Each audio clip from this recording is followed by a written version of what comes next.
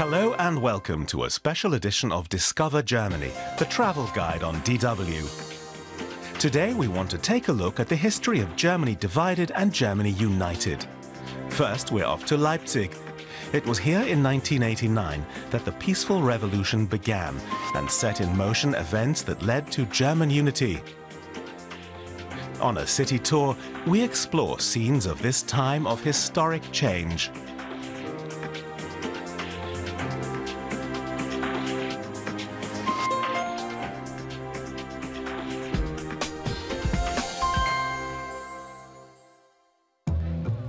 Leipzig, a city on the move and busier than ever. Since reunification, the historical city centre has been restored. The world-famous Gewandhaus, the trade fair complex. There are plenty of reasons to visit Leipzig and lots of history. The city held its breath in the autumn of 1989. The Nikolaikirche was the beating heart of the Monday marches that ultimately culminated in the end of the communist regime and the reunification of the country. The pivotal role played by the church is recounted in Karin Schäuble's guided tour, taking in key local sites of the peaceful revolution. This church didn't become famous because of its architecture. In 1982, it began holding special Monday prayers. Over the next few years, the prayers attracted a growing number of people who were opposed to how society was developing in what was then East Germany. The result was the Monday demonstrations. Karin Schäuble was a witness to history. She took part in the protests. The Forum of Contemporary History gives visitors a comprehensive picture of Germany during the Cold War. It shows how the one-party communist government in the East came into being.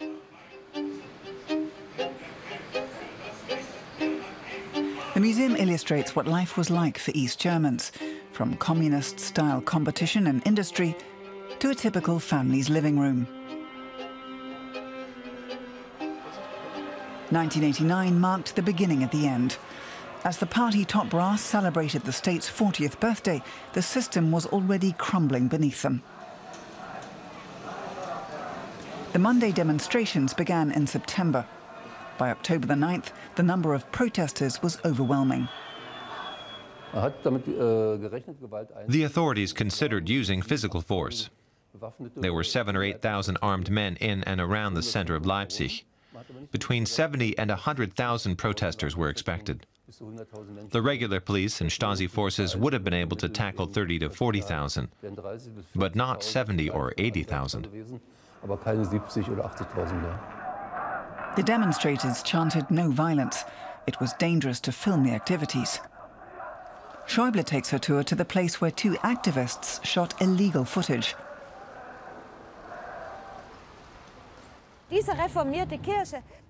This church is precisely the place where the first film was shot of our Monday protest. The material was then passed on to a journalist from West Germany. This journalist smuggled this little reel of film to the West in his underwear, in a very discreet place. And he got through. The fear was that the secret police, the Stasi, would catch him and keep the recording. The Runde Ecke, the round corner, is the former Leipzig headquarters of the Stasi. It was occupied by residents in December 1989 to prevent the authorities destroying more incriminating files. By the time they arrived, however, many documents were already pulp. The building now houses a museum about the Stasi. Among the exhibits, an old phone-tapping device and a machine for opening letters. The museum reveals the sinister workings of East Germany's infamous secret police.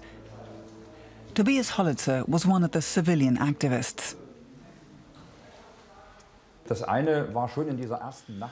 In the very first night, we found a meter-high pile of sacks filled with mail. Were we in a post office? Or at the Stasi? And that's when I realized just what the Stasi was, and my gut reaction was that it must be definitely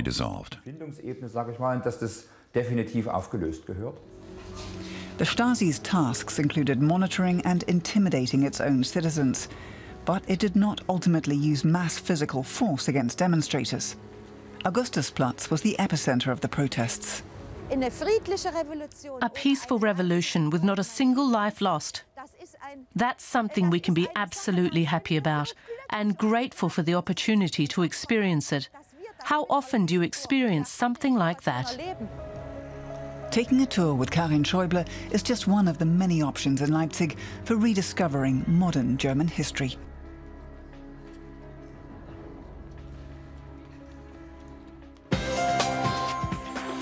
Our next stop is Berlin, where visitors to the capital can see traces of the time when East and West Germany were two separate countries. From 1961 until 1989, the Berlin Wall divided the city. We visit a few sites from that period.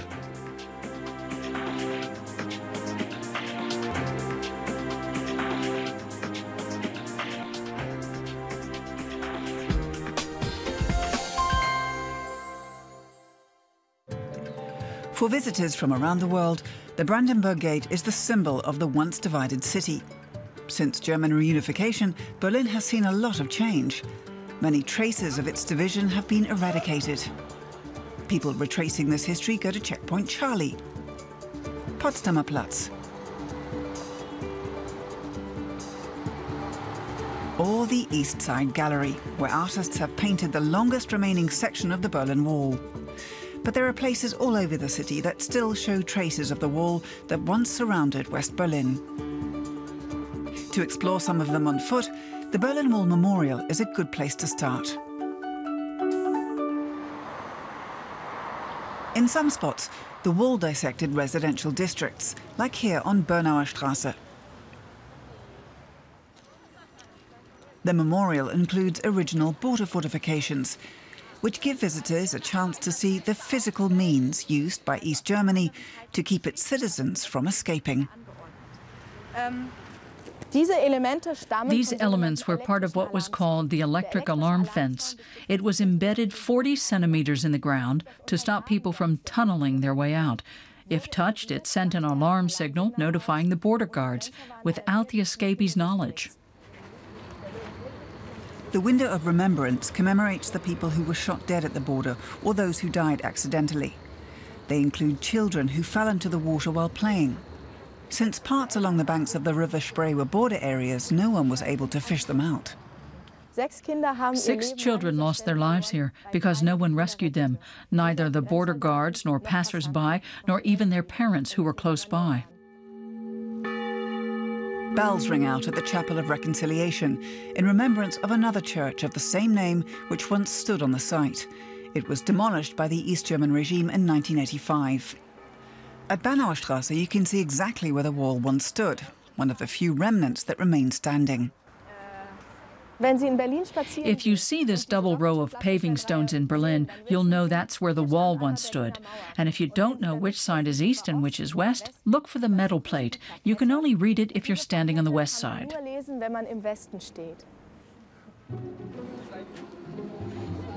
From this spot, you can see a border fortification as it would have looked in the time of the wall. You can't go inside, but from above it, it becomes clear that there was a broad strip of no man's land between the front concrete wall and the second wall behind it.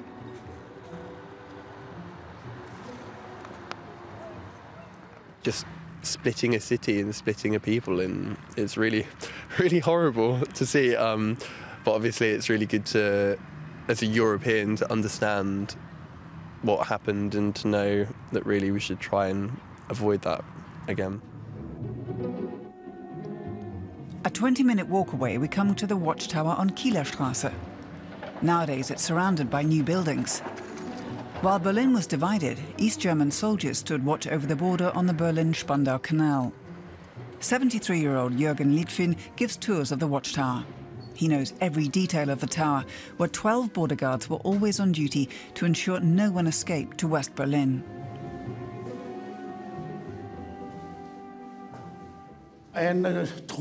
One troop slept, 4 were on standby, and 4 were out on patrol.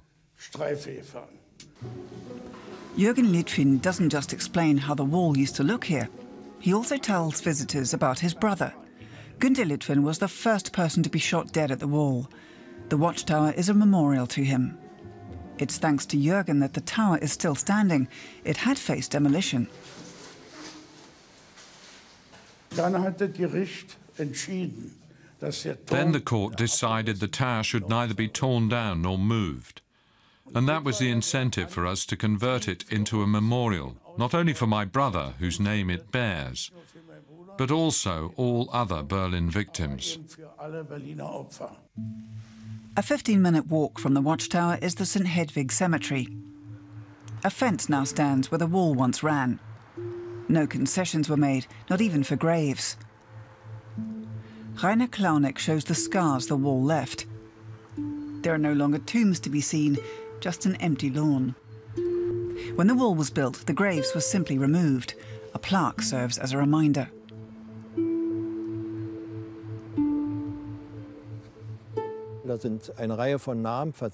There's a list of names of those who lie under the border strip. One was the architect Ernst von Ihne, who after Schinkel significantly influenced the cityscape, but his grave has been lost forever. A third of the cemetery had to make way for the wall. Only a few tombstones could be saved and relocated.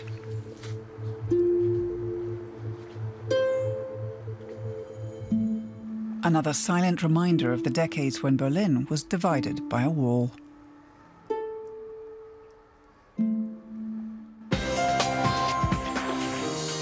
Staying in Berlin, we now visit some of the spots where the wall once stood with Canadian tourist Jeremy Hexam.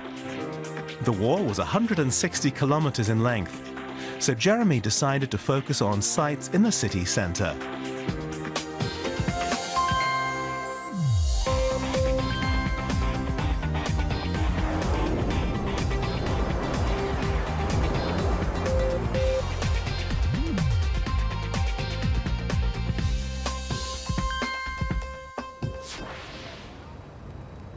My name is Jeremy Hexam. I am from Calgary, Alberta, Canada, where I am doing my PhD in political communications at the University of Calgary. Today, we're going to look at the history of the sites of the Berlin Wall, which fell November 9th, 1989.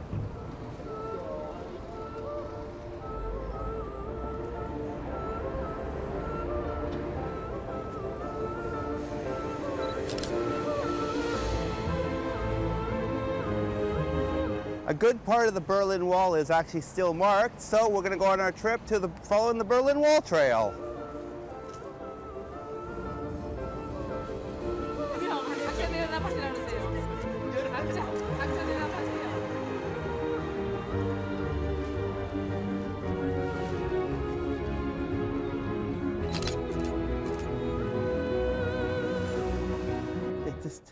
It's amazing how society, a group of people, a government, could do that to people. It's just unreal.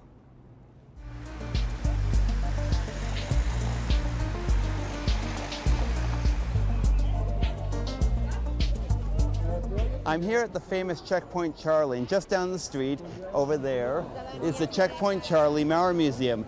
I want to go in there because it should have displays that show how people escaped through, over, and under the Berlin Wall, as well as what life was like. And I'm really interested in just what it was like living with the Berlin Wall in the middle of a divided city.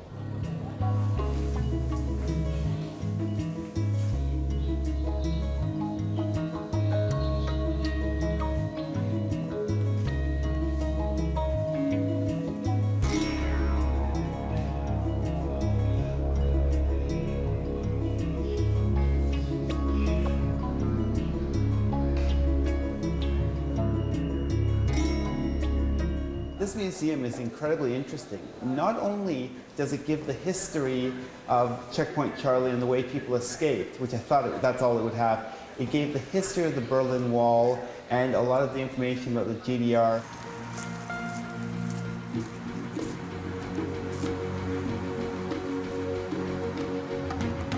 Behind me is one of the last original guard towers still standing in Berlin. The reason I wanted to come to this tower was simply because it's the last one standing, and the chance to go up and actually see what it looked like and to see what the guards would have looked like when they were on patrol.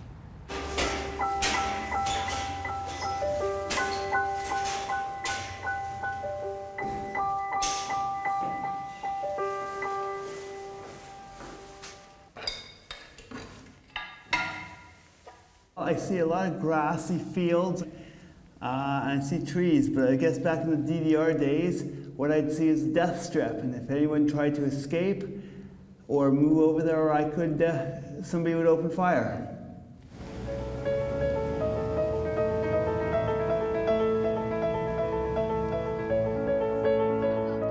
So far on this trip, I've been looking at the Berlin Wall and issues related to the Berlin Wall. But what was like to live in East Germany? I have several friends who grew up in the East, and they've tried to explain it to me, but I've never got a chance to actually understand it.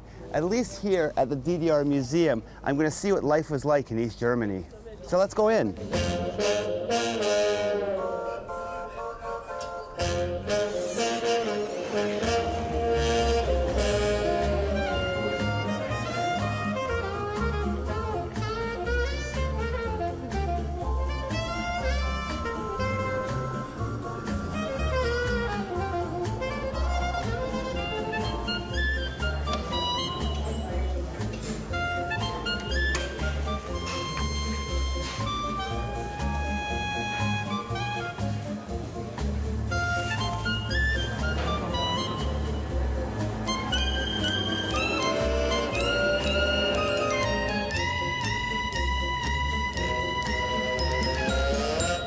In my opinion, the fall of the Berlin Wall was one of the greatest events of the 20th century. If I had a time machine, I would do anything to go back to be in Berlin on November 9th, 1989. This was a fabulous trip, and thank you for coming with me on my Berlin Wall DDR road trip. Hopefully, we'll see you in Berlin really soon.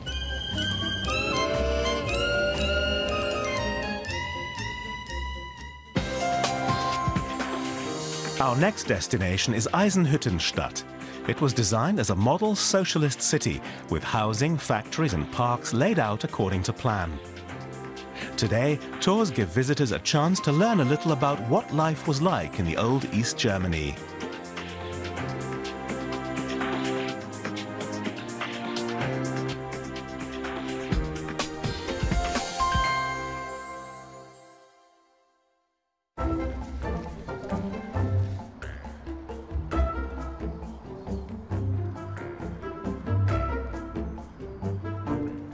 In Eisenhüttenstadt, the architecture itself is a monument to history.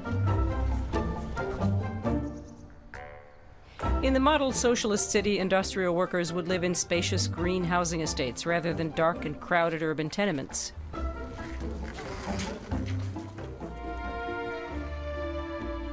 Jörg Weise knows that it's the stories and the history behind the architecture that makes it so interesting.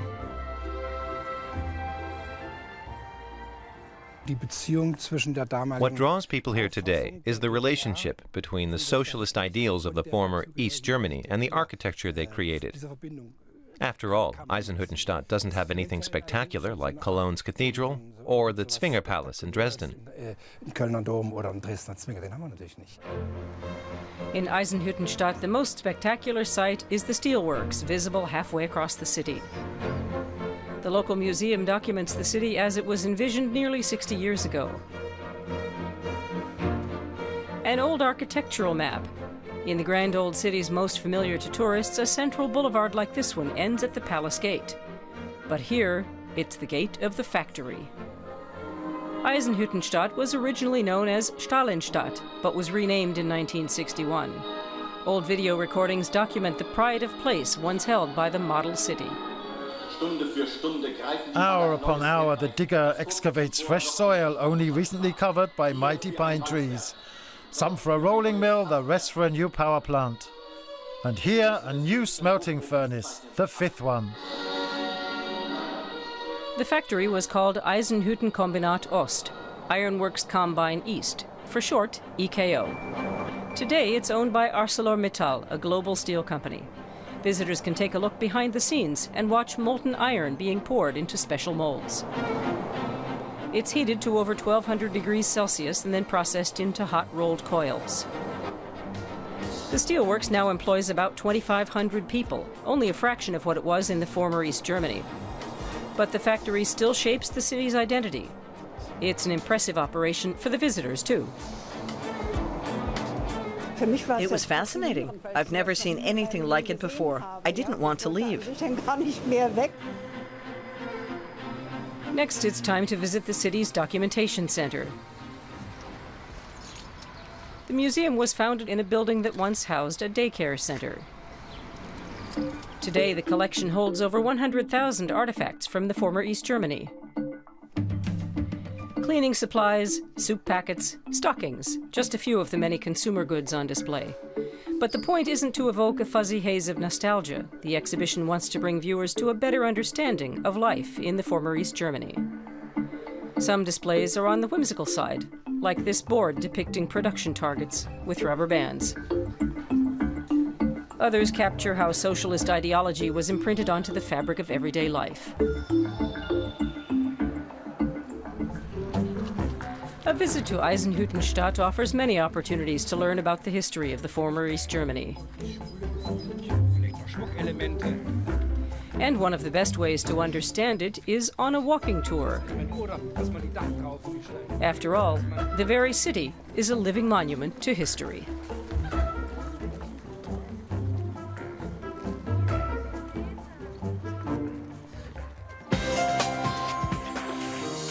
And finally, let's go for a walk in the woods.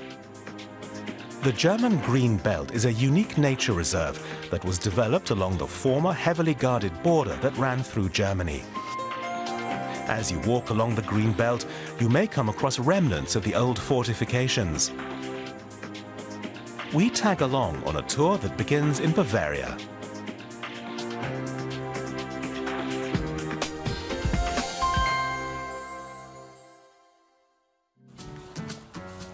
Michael Kössner takes day trippers up to a good vantage point over the former no man's land between West and East Germany. The site is marked by a peace crucifix. The border security was set up on the hill. This was better than having it on the slopes. They're standing outside Nordhauben in Bavaria, right on the border with the state of Thüringen, in what used to be East Germany. It's an area of natural beauty. This is the west, that's the east. It wasn't always this easy to cross. The stream that used to be a hot border in a Cold War is now a puddle jump. How was it back then? Did the fence go right through to the water? The fence was up on the hill. There were little tracks along the stream, on the left and right, where the border guards would patrol. We follow that former border patrol path on the eastern side. It's an area of thick forest. It's difficult to negotiate, and it's a world away from how people might imagine the Iron Curtain. Coming up is an original East German border marker. Most of the stones are now overgrown and hard to find. Some ended up in gardens as souvenirs. Heritage signs mark the area where Germany and Europe was divided for almost 4 decades. The border fence and watchtowers now exist only in photographs. The local history museum in Nordhauben tells the story of how the inner German border eventually fell away in November 1989.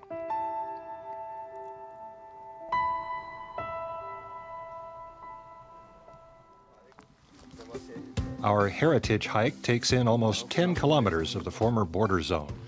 In total, the strip winds its way through 1,400 kilometers of central and northern Germany. This hill used to be occupied by border security installations, and it was off limits to the public. That seclusion allowed special biotopes to evolve, home to rare plants and animals. But how did things look back during the Cold War? These were the first border fences erected.